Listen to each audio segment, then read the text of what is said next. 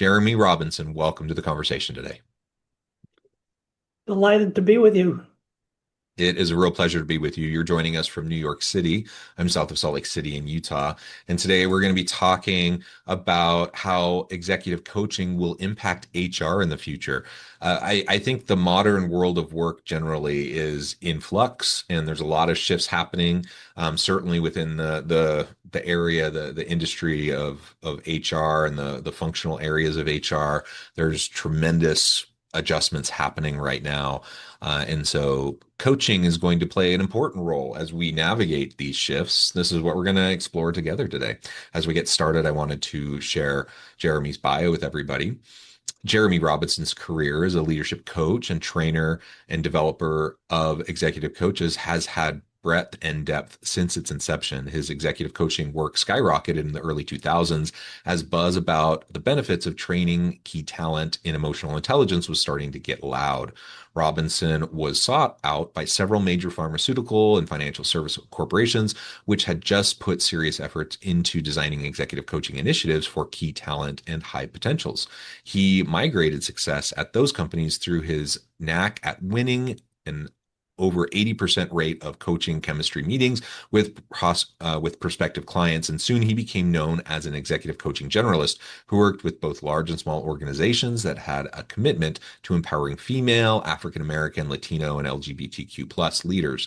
His practice has continued to develop as Jeremy has added a team coaching certification and group coaching work to his executive coaching portfolio. To date, he has coached over 400 executive coaching clients. And there's so much more I could share, Jeremy, about your background, your accomplishments, your wonderful career, but I'm going to pause there. Is there anything you would like to highlight before we dive on into the conversation? I'd like to highlight that one of the greatest things about being an executive coach is getting to meet interesting people like you. I wouldn't meet them walking out in the street in New York City, but somehow sitting on Zoom or going into an office, I get to meet these fabulous people like you, and I just feel very grateful for that. Oh, I appreciate that. And I completely agree. Having the opportunity to consult or coach opens the door to so many wonderful interactions. And then having conversations like this on the podcast. Yeah. I'm upwards of 1,500 interviews on this podcast over the last 5 years or so. And it has been awesome. Just an amazing opportunity to just talk with folks from all over the world. And it's something that I still kind of scratch my head. I'm like, I can't really believe that this has happened, but it started as a pandemic kind of side little Oh, really? Yeah. experience. I'm like, I miss talking to people, I miss going out, I miss traveling, I missed all of that. And I always listen to podcasts, and I'm like, I'll go ahead and I'll just start something and see what happens. And it just kind of came from that. And it's Well, been I one of the think I think you're being a little humble. I think you're a pretty hard worker. well, I'm a hard worker, but it has been something that has been a really nice, pleasant surprise. And I agree with you. Like having these conversations is one of the highlights of my day and week. It really is reinvigorating, and I hope it is for the audience. Yeah. And today, again, we're going to be talking about HR and the transitioning role of the HR professional and what coaching can do to support and sustain that. Maybe as we start, though, I'd love to just hear a little bit about your early career and how you shifted into the coaching space. Yeah, who knew, right? So Yeah. when I came when came out of college, I was a newspaper reporter. I was always a good writer. I won a couple of poetry prizes in college. I had I was so lucky. I got a lot of really brilliant writers to be my mentors over the years. I mean, the brief list includes Isaac Bashevis Singer, who won the Nobel Prize for Literature, James Dickey, who won the National Book Award, James Merrill, blah blah blah.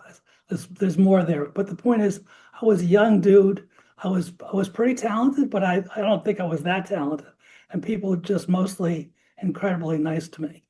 So I quickly realized that I wasn't going to make a living as a poetry person or a poet unless I want to get a doctorate also, and I didn't want to be doing that. So I got a job as a newspaper reporter at various papers, first in New England and then in California. And what I was doing as a newspaper reporter was I was covering people doing stuff in the world, which seemed wonderful to write about. Especially I like to write, on deadlines, when the city editor is standing over my desk and needs 2 takes to get the thing on the front page or the second section in 20 minutes on one of those old Royal typewriters like you see in the movies. But what I didn't like was I was standing outside the fire and I wasn't helping anybody with the fire. So that seemed like a really disconnect for me. So that was my first disconnect.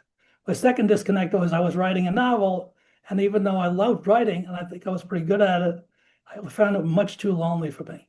Didn't work. Mm, So I was thinking, well, what goes with this that has this kind of interior hmm journey? hmm So I decided to become a licensed clinical social worker psychotherapist, which I did.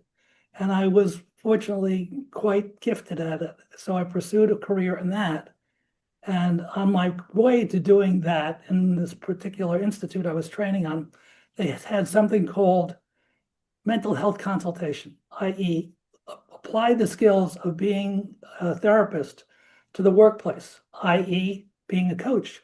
But they hmm didn't call it that. They just called it something else. But I had a supervisor. I was coaching somebody who is now the boss of people she had been the peer of. And I worked with this person for 3 months, and it worked out very well. It was at Jacobi Hospital, where I still have some contacts in New York City. So then I ended up heading this department, and I started trying to do something which I didn't even know it was called, which was executive coaching. And by the way, I got nowhere with it for about 10 years until Daniel Goleman came along and wrote this book called Emotional Intelligence. mm. And I said, aha, I think I have something here. And it, Bringing social work to the mainstream, right? yeah, In organizations. yeah, yeah, exactly. And I would just point to the book, what do you do? I got this book here. You want to make your people more emotionally intelligent? I think I can help. Let's give it a shot. And it seemed to work out pretty well. Yeah, awesome. Well, I appreciate, the background in humanities, in writing, and then in social work, and the transition into coaching. And I actually often tell people, so I come from a large family, and most of my family are in the social work and therapy realm. I come from a family, I've uh, 8 children. Both my parents are therapists and social workers. Most of my siblings are. And then I'm kind of the oddball out. I'm not. But I tell people, I'm like, it's not really that different. Like I do much of the same types of things. I just do it on like the internal like organizational and leadership level. But it's a lot of the same stuff. And in fact, like my sister who's a therapist, a lot of times she'll look at my articles that are written from an organizational and leadership lens, but Right. it's like totally the same type of stuff that she Yeah. does in her, therapy or social work, work with clients. So there's definitely clear opportunity for overlap and informing, each can inform the other, I think. Yeah, high altruism, interest in people, having a literary mind. I got a master's degree along the way in writing, and I always felt that somehow having that was as useful as any clinical degree I ever had. Not that Mm, the clinical degree was bad, but sure. understanding plot, dialogue, nuance, reading Shakespeare. That's pretty good to know in terms of your understanding about stuff about conflicts with human beings, right? Yeah. Awesome. Awesome. Well, very good. So you find yourself now, you're in the coaching world. Um, you start to have more clients. You've leveraged your kind of transitioning career and past experiences with writing, with social work into coaching. Um, Tell us more now about iCoach, your global executive training program, and how that emerged and how you started training HR professionals. Well, that's sort of a bunch of guys got together. Oh, actually, one woman, shepherded by a guy named Bob Lee, who used to be the head of the Center for Creative Leadership and for Lee Hecht Harrison, outplacement firm. He was a very entrepreneurial psychologist who was a bit of a character. And he rounded up me and three other colleagues. And we were doing a program at the New School for Institute. And then we decided we'd take it somewhere. We didn't know where to take it, to be a coach training program. And we wanted to have several components. We wanted to have classes, we wanted to have individual supervision, and we had to have an individual practicum where the actual participants would get an actual coaching case that was theirs. And we would supervise them on it, and they would get to learn through doing. So we started doing that in 2004. We rented space at Morgan Stanley, and we were off to the races. And we've been doing it since then, 23 years. They all get a coaching practicum. Yeah, I like the experiential learning piece of it. I think that's really essential. That probably speaks to your social work background that Yeah, you designed it that way. yeah. And you've trained a lot of HR professionals over the years. Any idea kind of where that number stands? Well, I guess since it's a boutique program and we run it once a year, I guess we've trained somewhere between 35 and 350 and 400 people, and probably half of them, or two-fifths of them, are from HR. In part Hmm. because they are doing HR partnering, in part because some of them are really good at it. I mean, some of them have trained are extraordinary, just breathtakingly good. And some of them are just very good. And they get, a lot of them are business partners, so they get having to be kind of the doorstep of leadership. Hmm. And so you're training them, and then they receive certification, they go off and they train others. Do you have a sense of kind of what the ripple effects are of that? I don't know as much as I should. We don't track them as well as we should. But it is gratifying to hear them pop up and see them post over LinkedIn and see stuff that's happening that they've done. And it does, there's a multiplier effect. That was one of my students on the award and executive coaching program. She wrote that book. So you see that happening, which is very gratifying. Yeah, absolutely. So, since 2004, you've trained hundreds. And they go out and they train more, and they Right. write and they influence. Right. Um, but as I teased in the beginning, we're in a dynamic period.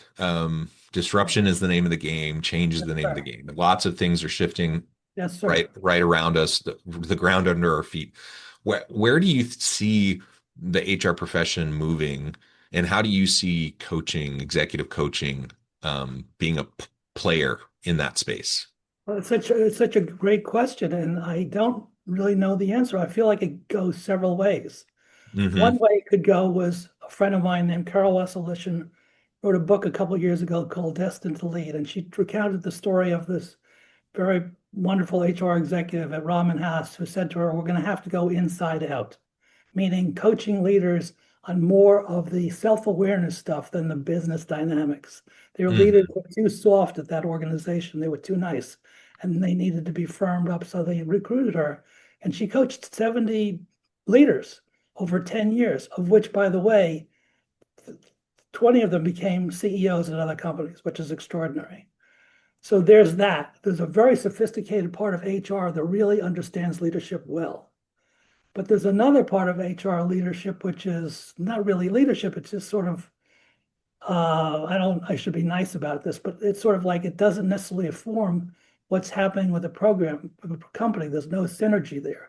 Yeah. So when I thought executive coaching was having a moment about 2 years ago, I thought that people in HR were really getting leadership in a way that they were able to both do it themselves and translate it for their leaders. Now there's a little bit of a fragmentation occurring because of what I call a commoditization of executive coaching. Hmm. A lot of coaching being offered that's sort of like one-off things, and Yeah. people are calling it executive coaching, which I beg to differ. I don't think that's executive coaching. I think it's coaching. Call it coaching, fine, but don't call it executive coaching, which has a 360, which has a beginning, which has an end, which has a long enough process for coaching to succeed. After all, from my understanding, the reason executive coaching got invented was it wasn't training. it had a tail to it. You didn't just go away for 3 days, feel all jazzed up, come back and feel great and forget about 90% of it. Because you had something on a tail of it, 3 months or 6 months, you could constantly over time reinforce learning. And coaching is going back from there right now, unfortunately. Yeah, I think you're absolutely right. And there's always a need for more of a holistic approach to change, right? Whether we're talking about personal change, team, organizational change, if we're talking about leadership, um, change and mindset shift and how you interact with other people. Like none of that happens overnight. And Yep. you can't you I mean you can have the most dynamic speaker ever with the Right. greatest content ever, Right. who comes in and does amazing workshops. And you could do a whole bunch of that over the course of several days at a retreat. But guess what? It's not sticky enough. That alone is not sticky enough to really drive behavior change long term, like sustainable behavior change. It just isn't. And so, regardless of what someone's selling you, that's not going to give you the types of results that you want to see. It's not going to have the type of shifts. And so, you have to have a more holistic, long term approach over a period of time with iterations and follow up and an opportunity for people to really lean in and grow into what they're learning about, right? Uh, Under that 100%. that I mean that According, probably sounds obvious to everybody, well, yet everyone's probably nodding their head and saying, yeah, of course. And everyone sat through, you know, trainings or right. rah-rah seminars and whatever, and everyone's like, yeah, it didn't last. Yet that's what we do over and over and over again within organizations. And so there's this big disconnect, right, between what I think everyone intuitively knows to be the Yes. case versus what ends up happening, with organizations. According to Wendy Wood and researchers, it takes 93 days, 93, to change a habit. Okay, that's why a lot of people fail and they go to the gym for 30 days. It's not done yet. They haven't gotten the habit yet. So coaching is similar. It takes 93 days to change. A lot of coaching is based on people changing specific behaviors. People don't understand about executive coaching also. It's not just having these eloquent conversations. It's based on action and behavior change. If the coach is not trying actively to help you change a behavior, that hopefully you want and other stakeholders want you to change. It's just empty. Nothing there. Yeah, and what do you think the reason is for the disconnect? Between I think what we all know that going off to a retreat and having these nice sessions in and of itself isn't going to be enough. Yet that's what we do, and we repeat that over and over and over again. What's the reason for that, do you think? I think it's a combination of factors. One of the things is sometimes people don't want to or don't know how to do the work. I think that sometimes coaches don't want to approach pain points for people, and that's a real issue. Or maybe they don't want to point pain points and at the same time point acceleration points. It's a combination, it's like anything else. It's a combination of being able to recognize what people are extraordinary at, which I think most people in the workplace don't get enough credit for. There's too much anonymity. And also, there's not enough confrontation of something that they do that's painful to themselves or others. So filling that mix in really grabs people better than just trying to be polite. Yeah. Yeah, and I think it's also, I completely agree. There's a variety of reasons, but just from human nature, a perspective on human nature, and especially in Western culture, how short-term oriented we tend to be, Yep. and like quick fix oriented we tend to be, and it just takes more time and investment, right? To do something more holistic and long term. And we're just used to doing things like a workshop, a seminar, or a retreat. Right. We're more familiar with that. We're more comfortable with that. And and so we just repeat, rinse and repeat over and over and over again. Even Yeah. even when we know, there's only so much that can actually be accomplished through those. And to people's credits, they try to maximize those. They try to Yeah. They to mean to well. They absolutely mean they well, no mean doubt. well, they want to make the most of those opportunities, but and I'm not saying that those opportunities can't be leveraged. Like Right. they can be important I agree. springboards, I agree. but there has to be follow up, and there has to be additional components built into a more holistic change initiative, like a whole strategy. And so yeah, maybe as we wrap things up for today, that's just one thing I'll emphasize with everyone who's listening is like, if this sounds obvious to you, great. I'm glad. Now let's do something about it. Like let's actually make sure that next time, we're part of a conversation where these things are being discussed, then we can actually raise the point, raise the issue, and make this whatever the thing is, the event, the initiative, whatever, make it a more holistic, strategic, long-term approach. Something that actually has the potential to have the impact that you are intending it to have. And I am a true believer that we can develop, like emotional intelligence, like you said, in the 2000s. Like absolutely, people can develop their emotional intelligence. You can Absolutely works every time. yeah, you can absolutely strengthen that muscle. There are all sorts of different kind of soft skills, durable skills, transferable skills, whatever term you want to use for it. There's all sorts of those that are going to dramatically impact your ability to be an effective leader, an effective team facilitator, if you really put in the time and the effort. But it's not enough to just like learn about it. You have to practice it. You have to do it. You have to Yes. then iterate and you have to reflect and you have to, stretch yourself just like you would go to the gym and develop over time. Same exact thing. All of the above. And the good news is it's happening behind a background of really great learning around uh, positive psychology, which actually came to the fore at the same time as executive coaching. Hmm. Interesting coincidence in terms of how coaching has become popularized.